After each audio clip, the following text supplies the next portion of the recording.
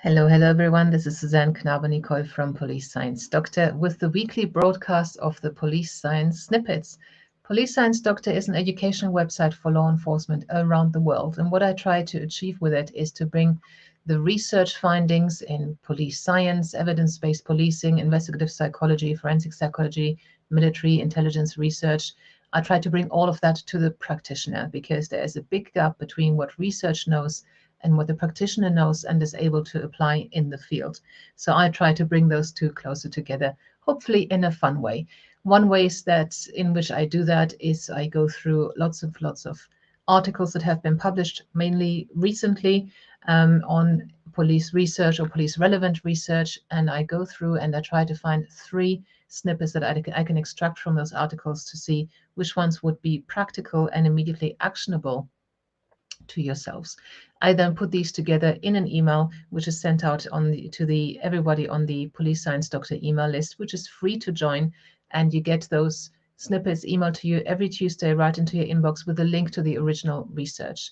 If you want to receive that as well, simply Google Police Science, go to Police Science Doctor and leave your details in the registration form that pops up or that you will find at the bottom of each page. And when you join the list, you can also get access to the read page on the Police Science Doctor website, which has all the transcripts of the videos on there and all the previous snippets. So you've got a library of 120 PDFs now, each with 3 police science snippets. So hopefully there'll be something there of interest to you. So let me just get started with the snippets for this week. The first one is about well-being risks from without or within. Officers whose job it is to scan through thousands of images and work on indecent images of children, which is highly traumatic content, reported that it's often the culture and work-based support around the officer rather than the horrific imagery itself that has the greatest impact on their well-being.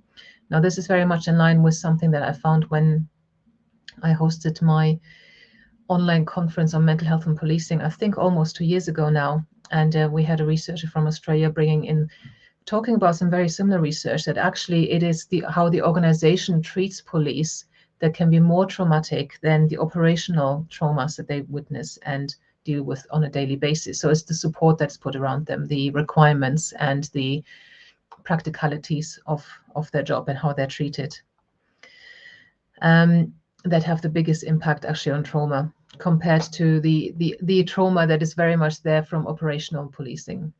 The second snippet for today is about evidence versus experience. When it comes to daily decision-making, it was found that inspectors are more impacted by their personal experiences than by research and evaluations.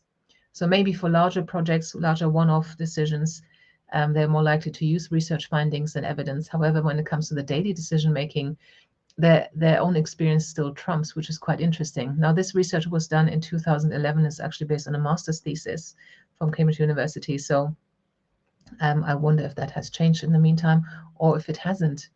And the third and final snippet for this week is about sexually offending youth. Youth who engage in sexual improprieties and or sexually abusive behaviors are too often viewed purely through a criminological lens, regardless of their age, gender, judicial status, and or experiences of past trauma or victimization that they had themselves. Assessment and interventions for these youth must be holistic and idiosyncratic, considering numerous multiplex developmental variables, including adverse childhood experiences and trauma. So yes, on the face of it, the first layer that we see is that they are offending. However, what lies behind that?